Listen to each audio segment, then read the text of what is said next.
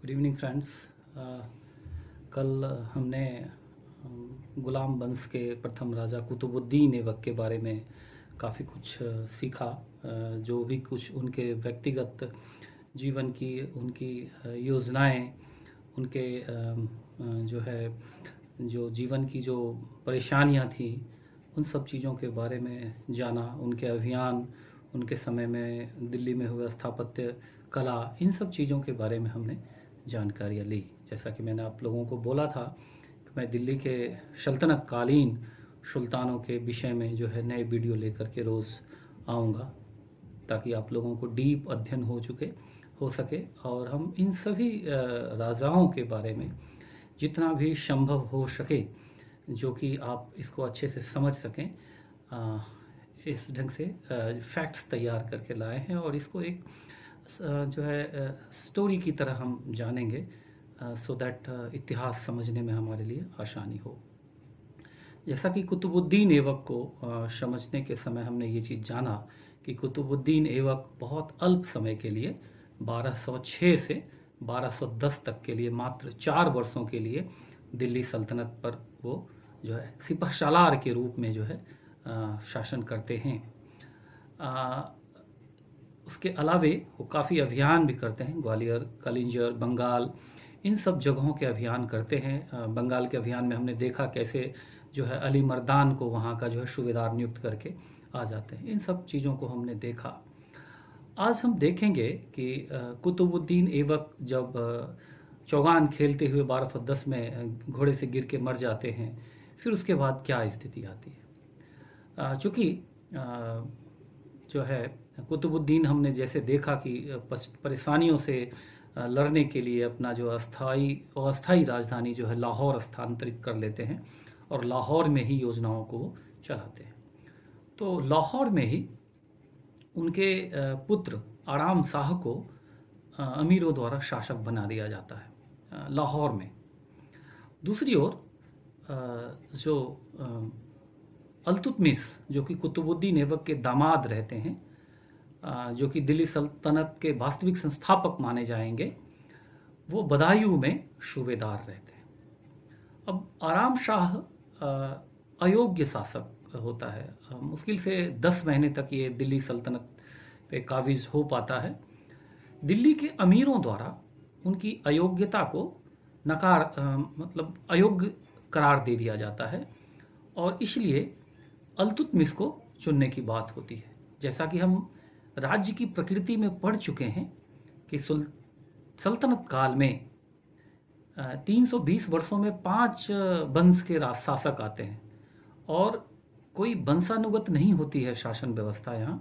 यहाँ तुर्कों द्वारा योग्य को चुना जाता है, जो योग्य होता है शासन करने के लिए, जो तुर्कों की रक्षा कर पाए, इस्लाम को यहाँ पर जो है भलीभूत बढ़ावा दे पाए, ऐसे शासक को चुनने की बात होती है। तो जो कि हम उसकी व्यवस्था मिल्लत में समझ चुके हैं कि मिल्लत के द्वारा उसको अनुमति मिलती थी या नहीं।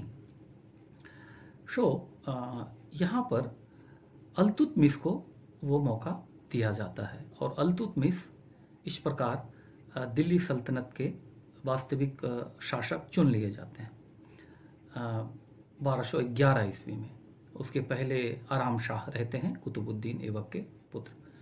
अल्तुतमिश को सत्ता जब मिलती है, पहला थोड़ा सा अल्तुतमिश के बारे में जान लेते हैं। अल्तुतमिश को जमालुद्दीन नामक एक व्यापारी खरीद लेता है, तो अल्तुतमिश दास होता है। बाद में वही जो है अल्तुतमिश को कुतुबुद्दीन ऐबक को बेच देते हैं, वही जो जमालुद्दीन नामक व्यापारी है। तो कुतुबुद्दीन ऐबक के वो दास हो जाते हैं। उसकी योग्यता को देखते हुए, उसके चेहरे की छवि को देखते हुए जो है उसको उसके बारे में जो उनकी पहचान थी, और मोहम्मद गौरी ने भी कहा था कि इसके चेहरे पे एक चमक है जो इसे काफ़ी यशस्वी बनाएगा। इन सब बातों को रखते हुए कुतुबुद्दीन ऐबक उसे अपना दामाद के रूप में चुन लेते हैं और बदायूं के वो सूबेदार बना दिए जाते हैं। अब हम देखेंगे कि अल्तुतमिश को सत्ता कोई सजी सजाई नहीं मिली थी। जब अल्तुतमिश शासन में आते हैं तो उस समय तक आराम शाह की अयोग्यता की वजह से और कुतुबुद्दीन ऐबक के पश्चिमोत्तर प्रांत की जो है योजनाओं की वजह से जो उधर अपने आप को इन्वॉल्व रहते हैं, इधर राजपूतों ने अपने आप को दिल्ली सल्तनत से जो है अलग करना शुरू कर दिया, टैक्स देने बंद कर दिए। ठीक है। बंगाल में जो अली मर्दान खान को वो चुन करके सूबेदार बने थे, उन्होंने अपने आप को स्वतंत्र शासक घोषित कर दिया। मुल्तान में जो है कुवाचा, जो कि मूल जो रूप से कुतुबुद्दीन ऐबक के समय में ताजुद्दीन यल्दौज और कुवाचा जो उसके मूल शत्रु थे, वो अभी भी रहते हैं। वो उनकी सबसे बड़ी जो परेशानी अल्तुतमिश की होती है, यही दोनों रहते हैं यहाँ भी, जो कुतुबुद्दीन ऐबक के समय में भी थे, जिसको कुतुबुद्दीन ऐबक ने हमने देखा कि कैसे वैवाहिक नीति के द्वारा सुलझाने का प्रयास करते हैं, लेकिन जो है यल्दौज की महत्वाकांक्षाएं समाप्त नहीं होती है। यल्दौज गजनी में रहते हैं, कुवाचा मुल्तान में, और आराम शाह कुतुबुद्दीन ऐबक के पुत्र लाहौर में, बंगाल में आपके अली मर्दान, और बदायूं में जो है अल्तुतमिश, जो कि दिल्ली में भी चुन लिए जाते हैं। तो इस प्रकार से हम देखते हैं कि सत्ता दिल्ली की जो है सल्तनत कालीन अल्तुतमिश को कोई बनी बनाई सत्ता नहीं मिलती है, एक बिखरी हुई सत्ता रहती है। अभी अल्तुतमिश की जिम्मेदारी होती है कि कैसे इस बिखरी हुई सत्ता को संभाले।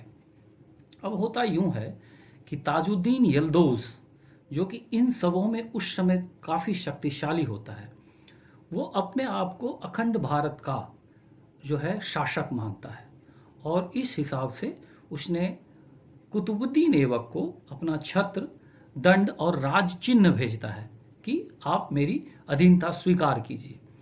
अल्तुतमिश बहुत चालाकी से उनके इस चीज का कोई जवाब नहीं देता है, और जिसे ये मान लिया जाता है कि वो उन्होंने उसके अधीनता स्वीकार कर ली। यहाँ पे ये स्थिति संभाल लेते हैं अल्तुतमिश। अब क्या होता है कि धीरे धीरे अल्तुतमिश ने विभिन्न अभियानों के द्वारा जो है राजपूतों को, जैसे ग्वालियर, कालिंजर, बयाना, इन जगहों को जो है धीरे धीरे जो है अपने राज्य में जीत करके मिलाने का प्रयास करते रहते हैं। और साथ में ही मुल्तान में जो है कुवाचा जो रहते हैं उसके साथ, और लाहौर उनके लिए बड़ी समस्या नहीं रहती है, मूल रूप से गजनी का ताजुद्दीन यल्दौज समस्या रहते हैं। इन सबों के बीच जो कि अल्तुतमिश के जीवन काल की सबसे बड़ी समस्या रहती है, मंगोल का आक्रमण। मंगोल का आक्रमण उस समय सर्वाधिक शीघ्रता से और बहुत ही भयावह आक्रमण चंगेज खां के नेतृत्व में होता है। चंगेज खां ख्वारिज्म के शाह पर जो है आक्रमण करके उसको भगा देते हैं, और ख्वारिज्म का शाह जो है वो भाग जाता है, और उसका पुत्र भी जो है जियाउद्दीन मंगवरनी युवराज, वो भाग करके पंजाब आ जाता है। और ये पंजाब क्षेत्र में जो है जो गजनी का क्षेत्र पड़ता है, उस समय गजनी के अंतर्गत ही पड़ता है, जो यल्दौज का क्षेत्र है, तो उसके रहने की वजह से उसकी शक्ति, ताजुद्दीन यल्दौज की शक्ति थोड़ी छीन पड़ती। अब क्या है कि चूंकि पंजाब मूल रूप से दिल्ली सल्तनत के अंतर्गत ही माना जाता है, अब अगर अल्तुतमिश के लिए सबसे बड़ी समस्या यह रहती है, अगर वो जियाउद्दीन मंगवरनी को शरण देते हैं तो चंगेज खां के आक्रमण को उसको झेलना पड़ेगा, और अगर जियाउद्दीन मंगवरनी के को शरण नहीं देते हैं तो जियाउद्दीन मंगवरनी से उसे शत्रुता लेनी पड़ेगी। तो दोनों में अल्तुतमिश देखते हैं कि क्या दिल्ली सल्तनत के लिए श्रेयकर है, और उसी हिसाब से वो करते हैं। अल्तुतमिश क्या करते हैं, जियाउद्दीन मंगवरनी को शरण नहीं देते हैं और उसे अपने क्षेत्र से जाने के लिए कह देते हैं। बहुत चालाकी से वो चंगेज खां के आक्रमण को टाल देते हैं, और मंगवरनी फिर जो है पंजाब प्रवेश नहीं करता है, वो इसकी अंदरूनी हिस्सा मान के दिल्ली सल्तनत की वो वापस लौट जाता है। तो चंगेज खां की ये हो गई। 1231 में जो है ये ग्वालियर विजय कर लेते हैं। ग्वालियर विजय के विषय में एक बहुत अच्छी जो घटना है, ग्वालियर का किला आप लोग को कभी मौका मिले तो जरूर घूमने जाइएगा। बहुत सुदृढ़ और बहुत ही ऊंचाई पे बहुत ही सुंदर उसको जीतना एक दुष्कर कार्य है। तो वहाँ राजा प्रतिहार मलय बर्मन 1 साल तक संघर्ष करते हैं। 1 साल के संघर्ष के बाद अल्तुतमिश को वहाँ पर जो है सफलता मिल पाती, और इस हिसाब से जो है अल्तुतमिश जो है अपने शत्रुओं को जो है जीतना शुरू कर देते हैं, राजपूतों को कमज़ोर करते हैं, मिल करके वापस अपने राज्य में मिलाते हैं। और जो है आपकी बंगाल में अली मर्दान खान के जो है उसको जीतते हैं। ठीक है, लाहौर को जो है कुछ समय के लिए छोड़ दिया जाता है आराम शाह के समय में, चूँकि उसको उतनी बड़ी महत्व नहीं दी जाती है, वो चैलेंज नहीं रहता है अल्तुतमिश के लिए। हालांकि इनको राजपूतों के अभियान में कुछ जो है हानि भी उठानी पड़ती है, जिसमें से आप नागदा अभियान में देखेंगे कि क्षेत्र सिंह ने अल्तुतमिश को जो है युद्ध में हरा दिया था। ठीक है, वहाँ उसको काफ़ी क्षति होती है। और इस हिसाब से अल्तुतमिश अपना पूरा जीवन का 2 हिस्सों में देखें तो आधा हिस्सा जो है अपने आप को पश्चिमोत्तर प्रांत में बिता देते हैं, जिसमें कि वो ताजुद्दीन, यल्दौज है ना, कुवाचा है ना, आराम शाह और मंगवर्नी है ना, इन सब के बीच में जो है संतुलन बनाने के लिए राज को नुकसान नहीं पहुंचे मंगोलों के द्वारा और राज्य का विस्तार हो, इन चीज़ों के लिए जो है अपना आधा समय उधर बिताते हैं। बाद में मंगोल आक्रमण का जब खतरा खत्म हो पाता है 1228 के आसपास, तो उसके बाद वो राजस्थान के जो राजपूत अभियान हैं उन अभियानों में अपने आप को वो डालते हैं और धीरे धीरे राज्यों को जीत करके सुदृढ़ कर लेते हैं। अंतिम अभियान उसका जो है बामियान अभियान होता है, जिसके दौरान युद्ध की जो है थकान से वो बीमार पड़ जाते हैं, मृत्यु हो जाती है। इनके कुछ कार्य को देखेंगे जो कि सल्तनत काल में काफ़ी प्रभावित करता है। इन्होंने अमीरों का एक 40 तुर्की अमीरों का एक दल बनाया है, जिसे तुर्काने चहलगानी के रूप में जाना जाता है। ये बहुत इम्पोर्टेंट दल है तुर्काने चहलगानी, और इन तुर्काने चहलगानी दलों का सल्तनत काल में बलबन ने इसकी समाप्ति कर दी थी, बलबन तक इसका काफ़ी प्रभुत्व रहता है। और इसी अमीर वर्ग के लोगों का जो है सल्तनत की सत्ता को दिशा निर्देशन देने में और अपने प्रभुत्व में लेने में काफ़ी जो है हस्तक्षेप रहता है, और बलबन भी इसी का एक हिस्सा होता है। हम आगे देखेंगे कि कैसे बलबन, चूंकि तुर्काने चहलगानी का दल होते हुए सत्ता पर काबिज हो पाया, इसीलिए उन्होंने जो है इसको समाप्त कर देता है। और भी कार्यों में अल्तुतमिश ने कुतुबुद्दीन ऐबक द्वारा शुरू की गई कुतुब मीनार की जो निर्माण को पूरा करते हैं, और ये शुद्ध अरबी के सिक्के जारी करते हैं, चांदी का टंका और तांबे का जीतल। सो इस प्रकार हम देखते हैं कि अल्तुतमिश जो है दिल्ली सल्तनत जो बिखरा हुआ था, है ना, जो बिखरा हुआ था, कुतुबुद्दीन ऐबक ने भी पूरी चैलेंज पूरी नहीं कर पाई थी, चूंकि यल्दौज और कुवाचा थे, मंगोल थे। तो एक बड़ा समृद्ध और विस्तृत जो है साम्राज्य के रूप में दिल्ली सल्तनत को कोई तैयार अगर किया तो वो अल्तुतमिश रहते हैं। और इसीलिए यह माना जाता है कि दिल्ली सल्तनत का वास्तविक संस्थापक जो है अल्तुतमिश ही रहता है। हम दिल्ली सल्तनत में, जैसा कि हम पहले लेक्चर में पढ़ चुके हैं प्रकृति में, कि कोई वंशानुगत शासक नहीं थी। जो योग्य तुर्क होते थे वही चुन के आते थे। और इसमें हम देखेंगे कि यहाँ पर जो है वंश का परिवर्तन हो रहा है, क्योंकि कुतुबुद्दीन ऐबक का पुत्र तो आराम शाह था, लेकिन योग्य अल्तुतमिश था, इसीलिए अमीरों ने चुन के अल्तुतमिश को ले आया।